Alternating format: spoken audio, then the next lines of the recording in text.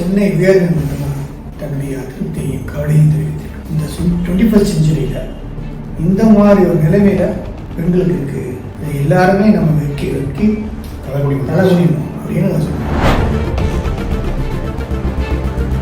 ஒரு பெண்ணாக தங்கு தடையின்றி பயமின்றி சுதந்திரமாக 25 வருஷம் ஆகியும் நாம் நாட்டில் நாம் அதை பார்க்க முடியவில்லை என்ற ஒரு பெரும் கவலையும், அண்ணா யூனிவர்சிட்டி போல ஒரு பெரிய ஃபேமஸான ஒரு யூனிவர்சிட்டி கேம்பஸ்குள்ள அடிக்கடி போய் வருவதற்கு எப்படி சாத்தியம்? வருஷத்துக்கு வருஷம் குற்றங்கள் குறைக்கப்படுகிறது அப்படின்னு சொல்றதுதான் நியாயமா இருக்கு. குற்றங்கள் மறுபடியும் கூடுதலாக ஆகிக்கொண்டு இருப்பது என்று அதில் அந்த வாதம் சமூகத்துக்கு மிகவும் ஆபத்தான ஒரு வாதம். எப்படி ஒரு கல்வி நிறுவனத்துக்கு தங்கி படிப்பதற்கு தைரியமாக அனுப்புவது, தைரியமாக அனுப்பிட்டு எப்படி உறவுவது, நிம்மதியாக இருக்க அப்படி இருக்க முடியும்?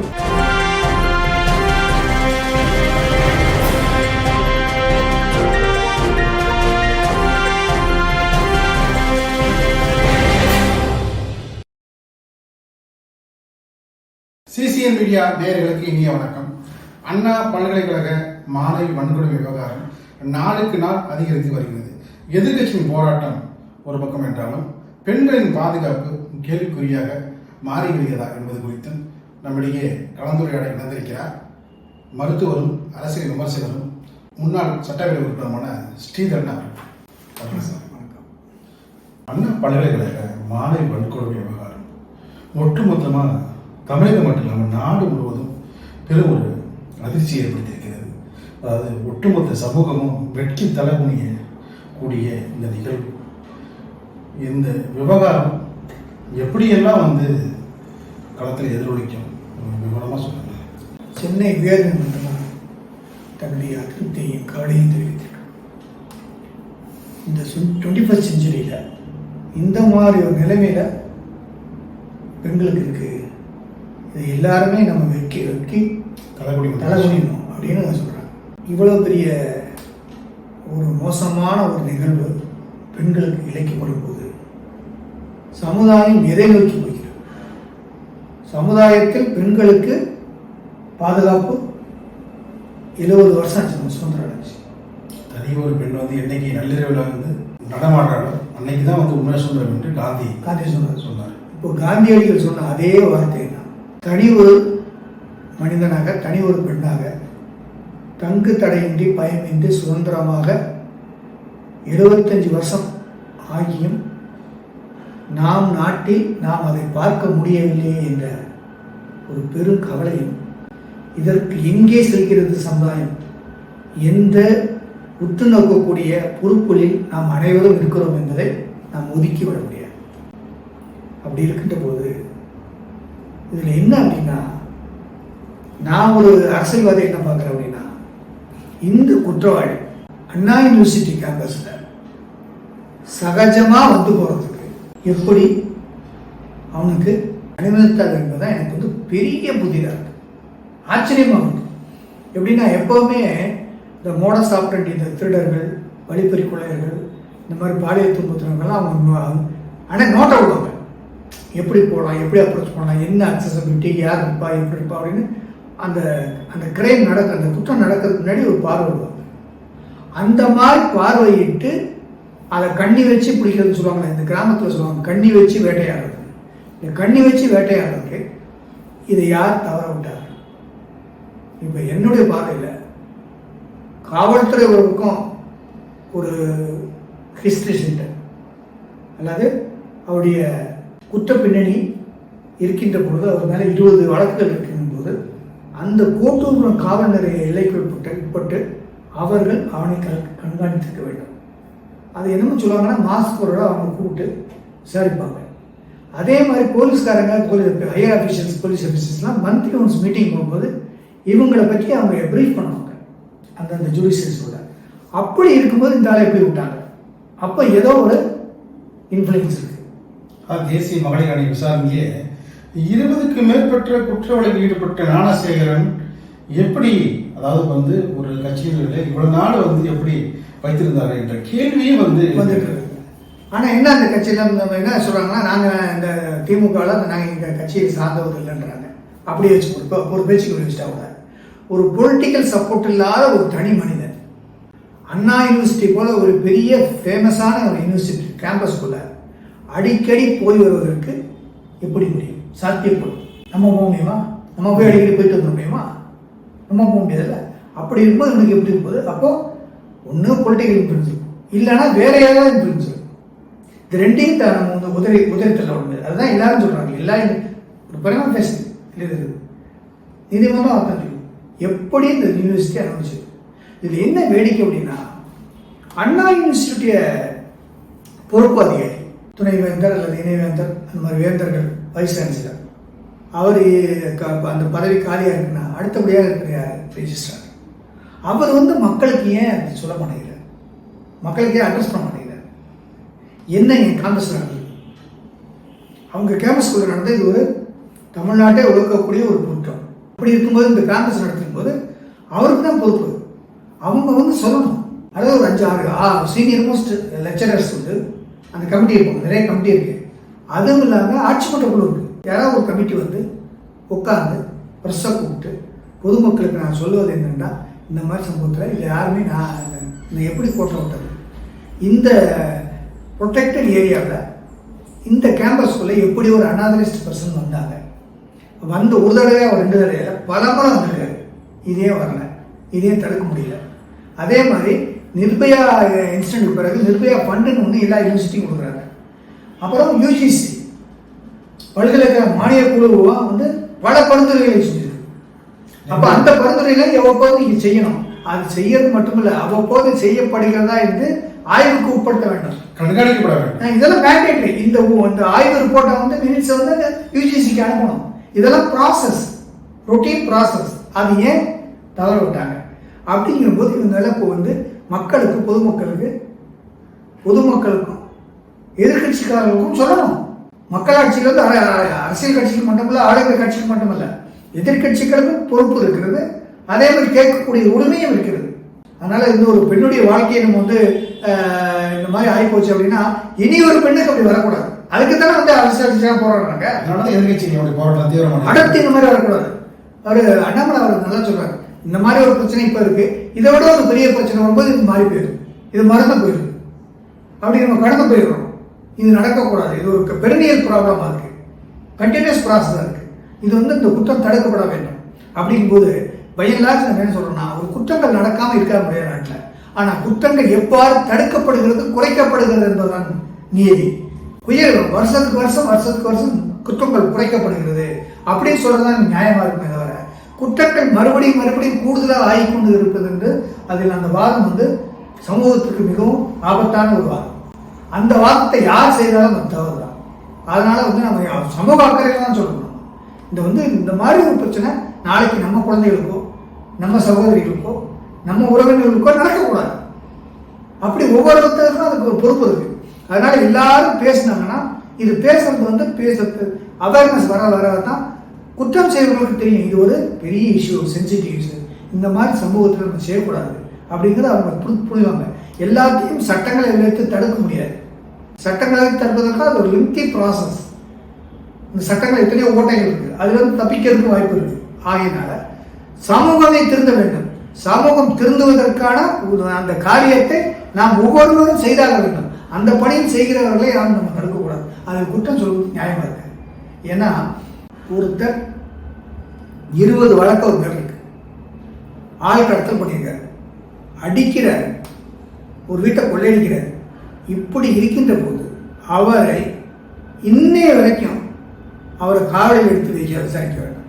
அதே மாதிரி அவரை இந்த மாதிரி பார்வையிடுவதற்கு யூனிவர்சிட்டி நிர்வாகமோ அல்லது அந்த சம்பந்தப்பட்ட காவல்துறை ஜூரிடிக்ஷன் கோட்டூர் காவல் நிலையமோ அல்லது இந்த காவலாளிகள் அந்த செக்யூரிட்டி ஏஜென்ட்ஸ் இவர்கள் 3 பேரும் பதில் சொல்ல வேண்டும். யாருக்கு பதில் சொல்ல வேண்டும்? பொதுமக்களுக்கு பதில் சொல்ல வேண்டும். இந்த சமூகத்துக்கு பதில் சொல்ல வேண்டும். மக்கள் பண்றது சொல்ல வேண்டும். அது ஒரு கடமை இருக்குதா, ரெஸ்பான்சிபிலிட்டி. அதை செய்ய வேண்டும். அதைத்தான் கேட்கிறார்கள். இதை கேட்காம எப்படி இருக்க முடியும்? இதுக்கு என்ன பண்றாங்கன்னா எதிர்கட்சிகளுடைய போராட்டம் வந்து பாத்தீங்கன்னா நாளுக்கு நாள் அதிகமாக வரதுனால சேகர் பாபு ரொம்ப கடுமையா விமர்சனம் பண்ணியிருக்காரு. எடப்பாடி பழனிசாமி அவர்களை வந்து இதே போன்ற வந்து போராட்டத்தை வந்து நாங்களும் வந்து எடுக்கக்கூடிய சூழ்நிலை வரும் பொழுது அதுக்கு மறுசூழி ஆகணும் அப்படின்னு சொல்லிட்டு இன்னொரு விஷயத்த வந்து பொள்ளாச்சி விவகாரத்தை வந்து மேற்கொள்ள கட்டுறாங்க. பொள்ளாச்சி விவகாரத்தில் வந்து சிபிஐ வந்து உடனடியாக வந்து போடப்பட்டது.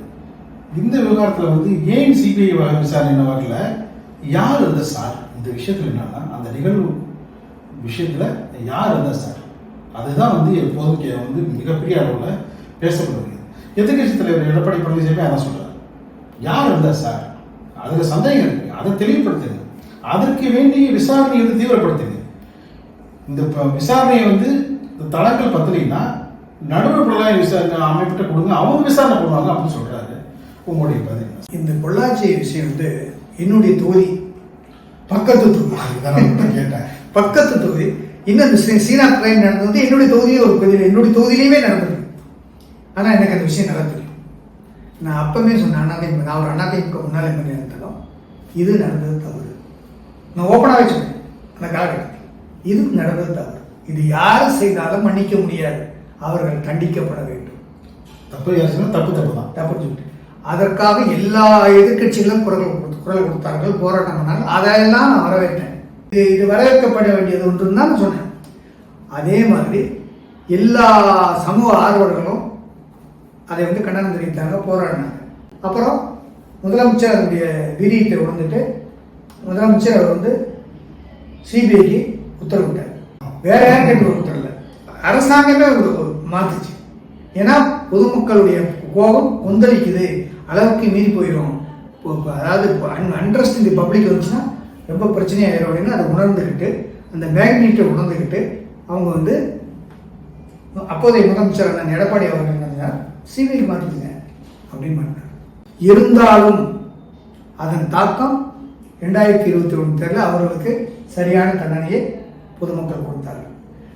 அன்னைக்கு அதிமுக ஆட்சி பல நல்ல காரியங்களை செய்தாலும் ஒன்றிரண்டு சமூகத்திற்கு கோபத்தை ஏற்பக்கூடிய பிரச்சனை, குறிப்பாக ஸ்டெர்லைட் ஆர்டர், அந்த துப்பாக்கிச்சூடு, அப்புறம் வந்து அந்த ஃபெலிக்ஸ் சாத்தான்குளம் மேட்டர், அதுக்கடுத்து பொள்ளாச்சி மேட்டர், இந்த மூன்றும் அதிமுக தோற்பதற்கு, ஆட்சி இழப்பதற்கு மிகப்பெரிய ஒரு காரணமாக இருக்கும். இதை மறக்க முடியாது. அதே போல இந்த விவகாரம் அதே மாதிரி இந்த அண்ணா யூனிவர்சிட்டி பிரச்சனையில் இவ்வளவு துரதிருஷ்டமான ஒரு விஷயம் நடந்திருக்கும் பொழுது ஆளுங்கட்சியும் மற்றவர்களும் மக்கள் மன்றத்தில் ஒன்றும் பதில் சொல்லுங்க, நீங்க வந்து சொல்லணும், மக்களுக்கு நம்பிக்கை ஊட்டுங்க. சட்டம் தன் கடமையை செய்யும், நாங்கள் குற்றவாளியை தவற விட மாட்டோம். இதில் என்ன பேக்ரவுண்ட் இருந்தாலும் என்ன பின்புலம் இருந்தாலும் அதை நாங்கள் உடைத்தெறிவோம். மக்களுக்கு நாங்கள் உறுதியளிக்கிறோம், நாங்கள் இதை செய்கிறோம். நீதிமன்றங்களும் தன்னுடைய பங்கிற்கு இதில் அதிக கவனம் செலுத்துகிறது. அதனால் நீதிமன்றங்களுக்கு உடைய அவங்களுடைய உத்தரவுக்கு கட்டுப்பட்டு நாங்கள் இதை செய்கிறோம். இதில் பாராபட்சமின்றி நடவடிக்கை எடுக்கிறோம். இல்லை என்றால் நீங்கள் விரும்பினால் நாங்கள் மத்திய புலனாய்வுக்கு அனுப்புவதற்கு தயாராக இருக்கிறோம் அப்படின்னு மக்களுக்கு நீங்கள் வந்து எங்களோட ஒத்துழைங்கள், பொதுமக்கள் நீங்களும் எங்களோட இருங்கள், அரசோடு இருங்கள் என்று சொல்லியிருந்தாங்கன்னா அது வரவேற்க முடியும். அது சொல்ல மாட்டாங்க. அப்போ சொல்ல வந்து விலகி விலகி விலகி விலகி போகும்போது நீங்கள் சொல்கிறீங்க, எங்கள் ஆட்சியில் நாங்கள் அந்த திட்டத்தை பண்ணோம், விடியல் பயணம் பண்ணோம், மாதம் குழந்தைகளுக்கு சத்துணவு திட்டம் கொடுத்தோம், அதெல்லாம் சொல்கிறீங்க. அதை நீங்கள் செஞ்சுருக்கீங்க, செஞ்சுட்டு நீங்கள் அந்த செஞ்சதை நீங்கள் பெருமை கொள்கிறீங்க, அது உங்களுடைய நியாயமான கோரிக்கை. அதே மாதிரி பொதுமக்களுக்கு என்ன செய்தீர்கள் என்று நீங்கள் பேட்டி கொடுத்து மக்களுக்கு சொல்லுகின்ற அதே நேரத்தில் பொதுமக்களுக்கு ஏற்படுகின்ற படுபாவ செயல்களை ஏற்படுத்தும் போது அதை தடுப்பதற்கும் அந்த பொதுமக்கள் எதிர்பார்க்கின்ற அந்த நம்பிக்கையும் கொடுப்பதற்கு ஆட்சியாளர்கள் முன்வர வேண்டும். அதை உதவி தள்ளிவிட்டு போக முடியாது. மக்களாட்சி இல்லை, இது மன்னராட்சி இல்லை, மக்களால் தேர்ந்தெடுக்கப்பட்டவர்கள். மக்களுக்கு நீங்கள் பதில் சொல்லியாக வேண்டும். பதில் சொல்லவில்லை என்பதனால்தான் அரசியல் கட்சிகள் களத்தில் இறங்கி நியாயம் கேட்கிறார்கள். அதை நீங்கள் தடுக்கக்கூடாது. அதாவது பெர்மிஷன் கொடுக்க எந்த ஒரு கட்சிக்கும் பெர்மிஷன் கொடுக்கல. அது எப்படி போராட்டம் நடத்தலாம்? நீங்கள் என்ன சொல்லணும், சரி போராட்டம் நடத்துங்க, என்னென்ன கண்டிஷன்ஸ் நீங்கள் 10 நாளைக்கு முன்னாடி சொல்லணும், என்னென்ன கண்டிஷன் உங்களுக்கு, என்னென்ன டைமில் உங்களுக்கு போராட்டம் நடத்துங்க. ஒவ்வொருத்தருக்கு 10 நாள் தனித்தனியாக தள்ளி கூட கொடுங்க. எவ்வளோ டைம் எடுத்துக்கங்க, இவ்வளோ பேர் தான் கூடுங்க, இவ்வளோ பேர் கூடினா தான் இவ்வளோ போலீஸ் பங்கத்து கொடுக்க முடியும். நீங்கள் பொது சொத்துக்கோ அரசாங்க அன்றாட நிகழ்வுகளுக்கோ அல்லது மற்ற பொதுமக்கள் நடமாட்டத்துக்கோ தடங்கள் ஏற்படக்கூடாது. கண்டிஷனாக போட்டு பண்ணுங்க. உங்கள் எதிர்ப்பை நியாயமாக ஜனநாயகமாக செய்யுங்க, சட்டத்துக்கு உட்பட்டு செய்யுங்க அப்படின்னு சொல்லுங்க. அதையும் சொல்ல மாட்டேங்கிறீங்களா? உங்கள் அதாவது இப்போ சொல்லுவது என்ன உங்களுக்கு இப்பொழுது நீங்கள் ஜெயிச்ச மாதிரி இருக்கலாம். ஆனால் நீங்கள் திருப்பி அந்த மக்கள் இடத்துல போக மாட்டோம். எப்போ 2026 தேர்தல் சொல்ல மாட்டோம். அடுத்த வருடம் அப்போ சொல்லுவாங்க எதிர்கட்சிகள். மக்கள் இதை பார்த்துட்டு இருக்காங்க இல்லையா? அப்போ சொன்னாங்க, பலமுறை சொல்றேன், எது இந்த கட்சியும் சாராத ஆட்கள் மக்கள் இருக்கிறார்கள், அவர்கள் எல்லாம் பார்த்து கொண்டு இருக்கிறார்கள். என்ன இப்போ நான் முன்னாள் சட்டமன்ற உறுப்பினர் அரசியல் வந்து அவர் கட்சியோட தலைவராக சொல்றேன். நான் யாருக்கு சப்போர்ட்டா சொல்றேன்? இதே நீடிச்சா நீங்க 200 மறந்து விடுதா? நிச்சயமா. ஏதாவது கள்ளக்குறிச்சி மரணம் 67-68 பேர் செத்துருக்காங்க அங்கே. அப்புறம் வந்து வேங்கவே இதில் இருந்து உங்களுக்கு 50 சீட்டு, என்னுடைய பார்வைக்கு 20-50 சீட்டு. நீங்கள் ரொம்ப கஷ்டப்படும். ஒரு பாரம்பரியமான கல்வி நிறுவனம் இல்லை, அது மட்டும் இல்லை, ஒரு பெற்றோராக நாங்கள் நம்ம பிள்ளைங்க எப்படி ஒரு கல்வி நிறுவனத்துக்கு தங்கி படிக்குவதற்கு தைரியமாக அனுப்புவது, தைரியமாக அனுப்பிட்டு எப்படி உறங்குவது, நிம்மதியாக இருக்க அப்படி இருக்க முடியும். அந்த கேள்வி வந்து தமிழ்நாடு முழுவதும் மட்டும் இல்லை, இந்தியா முழுவதுமே பார்த்தீங்கன்னா ஒவ்வொரு பெற்றோருக்கும் வந்து கேள்விகளும் இல்லை. அதான் இப்போ என்னன்னா சென்ட்ரலைஸ்ட் ஆயிடுச்சு. இப்போ நாகாலாந்து வந்து தமிழ்நாட்டில் படிக்கிறாங்க, தமிழ்நாட்டில் வந்து நாகாலாந்து போய் படிக்கிறாங்க. ஆல் ஓவர் இந்தியாவில் உள்ள ஸ்டூடெண்ட்ஸ் எல்லாம் எங்கெங்கே அங்கங்கே போய் படிக்கிறாங்க. முதல்ல அந்தந்த ஸ்டேட்டில் உள்ளவங்க அந்த ஸ்டேட்டில் படிப்பாங்க. இப்போ இந்தியா முழுவதும் பேன் இந்தியாவை போச்சு. இங்கேருந்து அங்கே வராங்க மாணவர்கள், இங்கேருந்து அங்கே போகிறாங்க.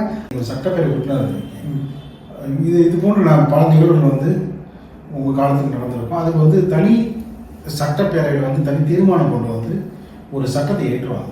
அதே போல் இதுக்கு வந்து ஒரு அவசரமாக சட்டப்பேரவையை கூட்டி இது போன்ற அதில் ஈடுபடுவதற்கு என்னென்ன விதத்தில் வந்து தண்டனை அளிப்பது, விசாரணை அது இதுன்னு வந்து நாட்டில் கடத்தாமல் உடனடியாக நான் குறுகிய காலத்திலே தண்டனையை வந்து உச்சபட்ச தண்டனை அளிப்பதற்காக சிறப்பு சட்டத்தை வந்து ஏற்படுத்தினேன் என்று சொல்ல வரீங்களா? அவசரம் முக்கியத்துவம் கருதி ஒரு ஸ்பெஷல் அசம்பிளி செஷன், அதை தான் நான் கேட்டேன். 3 நாள் அது 1 வாரத்துக்கு நடக்கும்.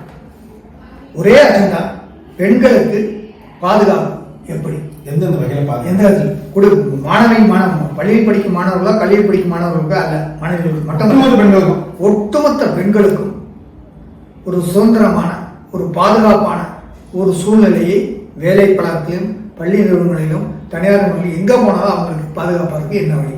அதுக்கு வாங்க, எல்லா கட்சிகளும் வாங்க, அசம்பிளிக்கு வாங்க, எல்லாம் பேசுங்க, விவாதம் அசம்பிளி. அது மட்டுமல்ல, பப்ளிக் இருந்து எல்லா சமூக ஆர்வலர்களும் உங்களுடைய பங்குக்கு உங்களுடைய ஐடியாவுக்கு ஏற்றுக்கிறோம். அதுக்கடுத்து பொதுமக்கள் எல்லாருமே வாங்க, உங்களுடைய என்னென்ன இருக்கு, என்னென்ன குறை இருக்கு, அதை எப்படி தீர்க்கிறது அப்படின்னு நீங்கள் செஞ்சீங்கன்னா உங்களுடைய இமேஜ் உயர்ந்துடும். ஆஹா, நம்முடைய ஆட்சியாளர் நமக்கான ஆட்சி அப்படின்னு உங்களை பாராட்டிருக்கோம்.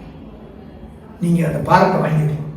ஒரு ஸ்பெஷல் ஆக்ட் போட்டு, ஒரு ஆர்டினன்ஸ் போட்டு, அந்த ஆர்டினன்ஸில் ஃபுல் ப்ரூஃபாக எல்லா காவல்துறை அதிகாரிகள், சட்டம் ஒழுங்கு பாருங்க, எல்லா எக்ஸ்பர்ட்லாம் கொண்டு வந்து இது எப்படி பண்ணுறது ஒரு அவேர்னஸ் கிரியேட் பண்ணி இதுக்கு என்ன ஸ்பெஷல் எப்படின்னு ஒரு ஸ்பெஷல் ஆக்கி போட்டு அதுக்குரிய என்ன ஸ்டாண்டர்ட் ஆப்ரேட்டிங் ப்ரொசீஜர்ஸ் எப்படி பண்ணுறது, இதை எப்படி பண்ணி இது எல்லா எம்எல்ஏஸும் மக்கள் பிரதிநிதிகளும் ஊராட்சி மன்றவங்க வரைக்கும் எப்படி இது பண்ணுறது. ஒரு நல்ல காரணம் பண்ணியிருக்காங்க, காவலர் ஒரு ஆப் காவல்துறை அது பண்ணியிருக்காங்க. அதே மாதிரி என்ன பண்ணா இன்ஸ்டன்டா ஆக்ஷன் முடியும். குடும்ப கட்டுப்பாடு பிரச்சாரம் இந்தியாவில் சக்சஸ்ஃபுல்லா எப்படி இம்ப்ளிமெண்ட் பண்ண முடியும்? குடும்ப கட்டுப்பாடே பண்ண முடியாது. இது ஒரு இமோஷனல் மேட்ரு, இது ஒரு சென்டிமெண்ட் மேட்ரு, இது ஒரு கலாச்சாரம் சம்பந்தப்பட்டது. ஒரு குழந்தையை தடுக்க முடியாதுன்னு சொன்ன இடத்துல இந்த நாட்டவே மக்களை யோசிக்க வச்சு சிந்திக்க வச்சு குடும்ப கட்டுப்பாடு திட்டத்தை ப்ரோக்ராம இந்தியாவில் சக்சஸ்ஃபுல்லா பண்ணாங்க. அதே மாதிரி ஏன் இதை செய்யக்கூடாது? உடனே செஞ்சிடலாம், உடனே செய்யணும். அரசாங்கம் நினைத்தா வந்து எதெல்லாம் செய்யலாம். இதை எல்லாம் கூட்டணும். அட்லீஸ்ட் இப்பவாது இந்த பதிவு பார்த்தா அனைத்து கட்சிகளும் ஒன்றிணைந்து ஆளுங்கட்சியோட துணை நின்று ஆளுங்கட்சி இதை முன்னெடுத்து ஒரு அசம்பிளியை கூட்டி ஒரு தீர்மானம், ஒரு நல்ல விவாதம், இதை பொதுமக்களுடைய பார்வைக்கு விட்டு பப்ளிக் டொமைனை போட்டு உங்களுடைய கருத்துக்கெல்லாம் சொல்லுங்க. எடுத்து இது நம்மளுக்கானது, எனக்கு மட்டும் இல்லை, உங்களுக்கு மட்டும் இல்லை, எல்லாத்துக்கான பிரச்சனை. அப்போ இந்த பிரச்சனையை செஞ்சிருந்தால் செய்ய வேண்டும். அந்த நேரத்துக்கு நம்ம வந்து விட்டோம். நீதிமன்றம் வந்து காலித்து இருக்குது.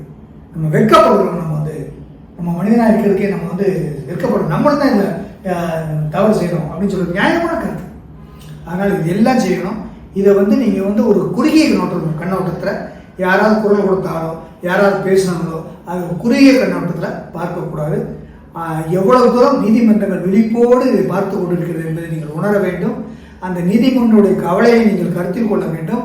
அதே மாதிரி பொதுமக்களுடைய ஏக்கங்களும் பயமும் நம்பிக்கை இல்லாமையும் நாம் வந்து அதை உள்வாங்கி கொண்டு நாம் பொதுமக்களை எல்லோரும் அழைத்து எல்லா பொதுமக்களையும் ஒன்றிணைத்து எல்லா எதிர்க்கட்சியும் ஒன்றிணைத்து நாம் எல்லோரும் சேர்ந்து அரசாங்கம் அதை தலையிட்டு அதை முன்னெடுத்து தலைமையேற்று நடத்தி ஒரு தீர்வை செய்தாலே ஒழிய பெண்களுக்கும் நம்முடைய குழந்தைகளுக்கும் பெண் குழந்தைகளுக்கும் மட்டமானவர்களுக்கும் பாதுகாப்பற்ற சூழ்நிலை நாம் உருவாக்கி விடாது. இந்த சமுதாயம் மேலும் மேலும் எப்படி ஒரு அறிவியலில் வளர்கிறோமோ இல்லை பல விஷயங்களை நம்ம தமிழகம் முன்னோடியாக இருக்கிறதோ அதே மாதிரி இருக்கணும். இதுதான் எல்லாருடைய கருத்து என்பதை தான் நான் இந்த நேரத்தில் சொல்ல வருவேன். நன்றி.